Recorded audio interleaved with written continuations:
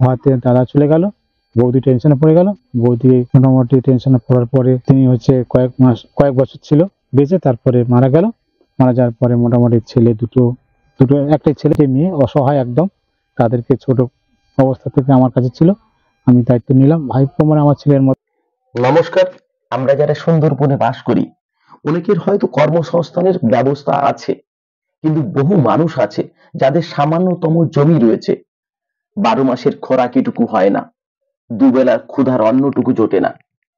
তাই তাদের ভিন রাজ্যে পাড়ি দিতে হয় কর্মসংস্থানের জন্য, বাচ্চাদের লেখাপড়ার জন্য, বৃদ্ধ মা বাবার চিকিৎসার জন্য।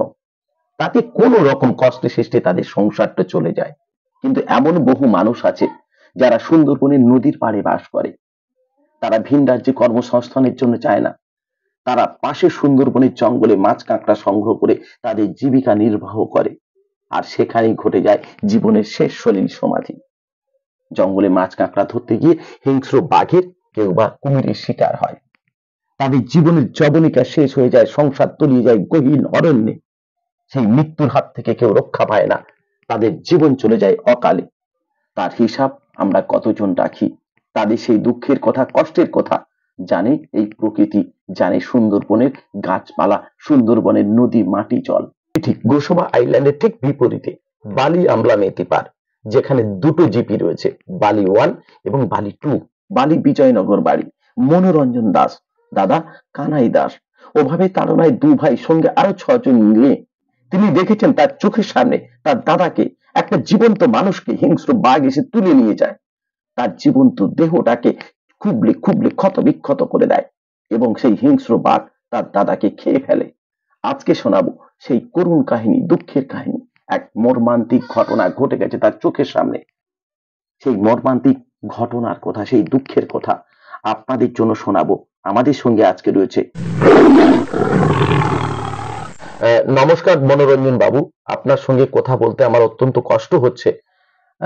আপনি শুনিয়েছিলেন কিছু আগে আপনার দাদাকে আপনি দেখেছেন আপনার চোখের সামনে, সুন্দরবনের হিংস্র বাঘ আপনার দাদাকে আপনার চোখের সামনে থেকে তুলে নিয়ে গেছে, তার জীবন্ত দেহটাকে ক্ষত বিক্ষত করে খেয়ে ফেলেছে আপনাদের চোখের সামনে। সেই অভিজ্ঞতা, সেই দুঃখের কথা যদি আমার দর্শক বন্ধুদের একটু জানান। আমার নাম মনোরঞ্জন দাস, বিজয়নগর বাড়ি। দাদার নাম হচ্ছে কানাই দাস, আর ডাক নাম হচ্ছে ভীম, দুটোই নাম।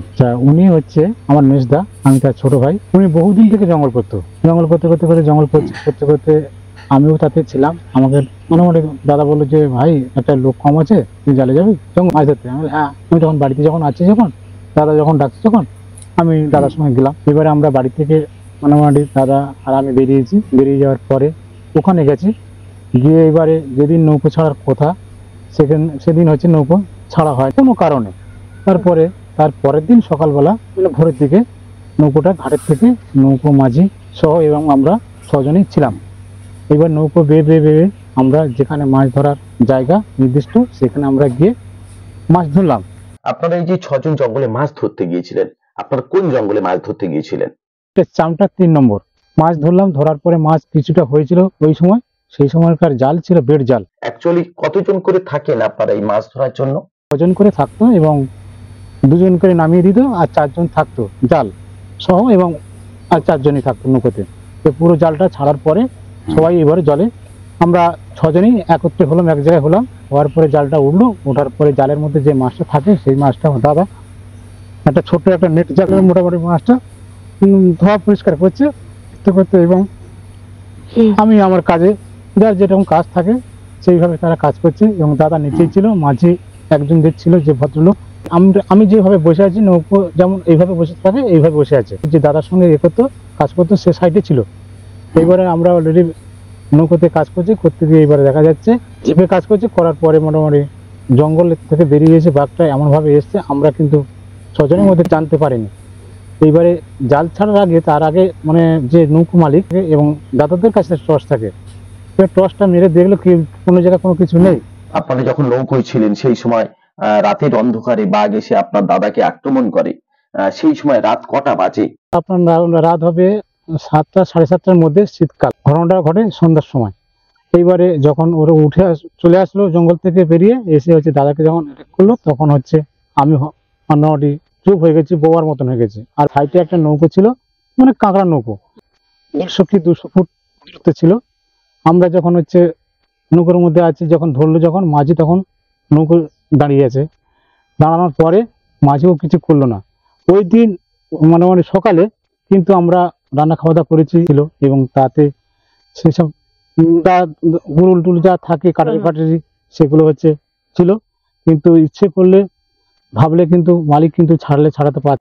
আপনারা তো দীর্ঘদিন জঙ্গলে মাছ কাঁকড়া ধরেন, যখন মাছ কাঁকড়া ধরতে যান ঠিক তার আগে আপনাদের কি কোনো রকম ভাবে জানতে পারেন জঙ্গলে যাওয়ার আগে আপনাদের ভিতরে কোনো নতুন কোনো বিপদ আসবে? হয়তো নৌকো মাঝে মালিক জানে যে আমাকে তো স্বপ্নে জাগিয়েছে, আমাকে কাউকে না কাউকে দিয়ে আসতে হবে না, এইভাবে হয়ে গেছে। সতর্ক করে দেয় কিন্তু মালিক জানতে পেরে যায়। মালিকের বাইরে যারা থাকে 5 জন, তারা কিন্তু জানতে জানিয়ে দেয়, তার তার ব্যবসাটা আর হবে না। হয়ে যাওয়ার পরে কাঁকড়ার নৌকো যে একটা পাশে ছিল 150 ফুট দূরে, তারা আমাদের আওয়াজটা পেলো, কান্নাকাটি করছে আমি।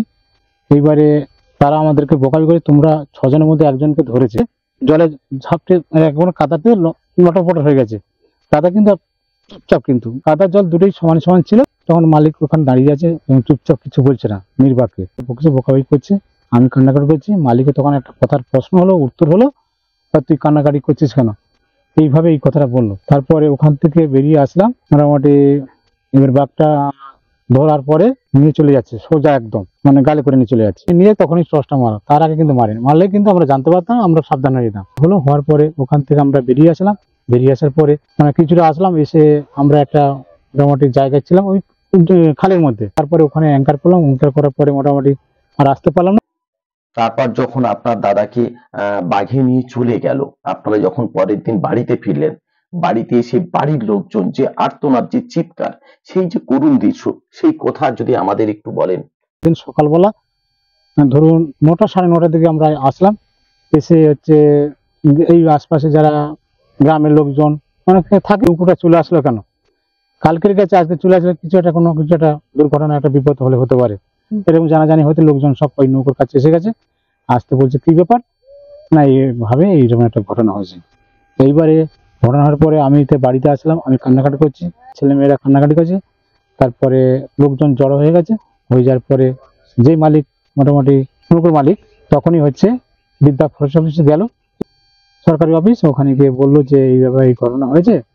আর তখন ওনারা বললো, অফিস থেকে বললো, যে স্যাররা বললো ঠিক আছে, কোথায় হয়েছে, জায়গাটার নাম বললো সকলে। করার পরে এবারে হচ্ছে সেইখানে গিয়ে স্পটে গিয়ে দেখলো, ইনকোয়ারি করে সত্যি যে ঘটনাটা ঘটেছে সত্যিকারে। আপনারা যারা জঙ্গলে যান, যাদেরকে নাকি বাঘে ধরে নিয়ে যায়, সেই জায়গাতে আপনারা একটা লাল কাপড় বা গামছা পুঁতে দেন, সেটা কি নিশানা হিসাবে, যাতে এই জায়গাতে বাঘের আক্রমণ হয়েছিল, এই জায়গাতে দ্বিতীয় করে যাতে বাঘের আক্রমণ না হয়, এখানে আসলে মৃত্যু হতে পারে, একজনের মৃত্যু হয়েছে, সেখানে যাতে দ্বিতীয় কারো মৃত্যু না হয়, এর জন্য কি আপনারা এই লাল নিশানটা বেঁধে দেন?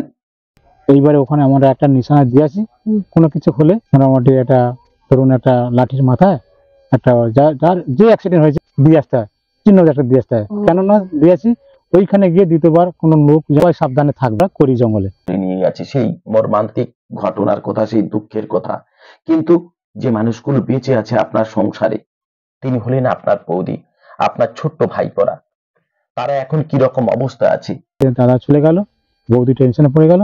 বৌদি মোটামুটি টেনশনে পড়ার পরে তিনি হচ্ছে কয়েক বছর ছিল বেঁচে, তারপরে মারা গেল। মারা যাওয়ার পরে মোটামুটি ছেলে দুটো, একটাই ছেলে তো হয় একদম। তাদেরকে ছোট অবস্থা থেকে আমার কাছে ছিল, আমি দায়িত্ব নিলাম। ভাইপো মানে আমার ছেলের মতো। আমরা বুঝতে পারছি আপনার মনের কথা, অত্যন্ত দুঃখে কষ্টে আছেন। কিন্তু দাদা, আপনাকে ধন্যবাদ যে আপনি এত সময় আমাদের সময় দিলেন। আপনার এবং আপনার পরিবারের সকলে ভালো থাক, সুখে থাক। আপনাদেরকে অনেক সমবেদনা। তো এত সময় দেওয়ার জন্য আপনাকে দাদা অনেক নমস্কার। ভালো থাকবেন দেহ মনে। আসলে সুন্দরবনবাসীর জীবনটা এইরকম। কাকে কখন পৃথিবীর থেকে বিদায় নিতে হবে তা কেউ বলতে পারে না। কে যে কখন বাঘের শিকার হবে, কে যে কখন কুমিরের শিকার হবে। সংসার অতলে তলিয়ে যাবে, তাদের হিসাব রাখবে কে? তো আজকের ভিডিও এই পর্যন্ত। দেখা হচ্ছে নতুন কোনো পর্বে, নতুন কোনো ঘটনা নিয়ে। তত সময় সকলে সজাগ থাকবেন, সতর্ক থাকবেন। তো আজকের মতন সবাইকে টাটা, নমস্কার।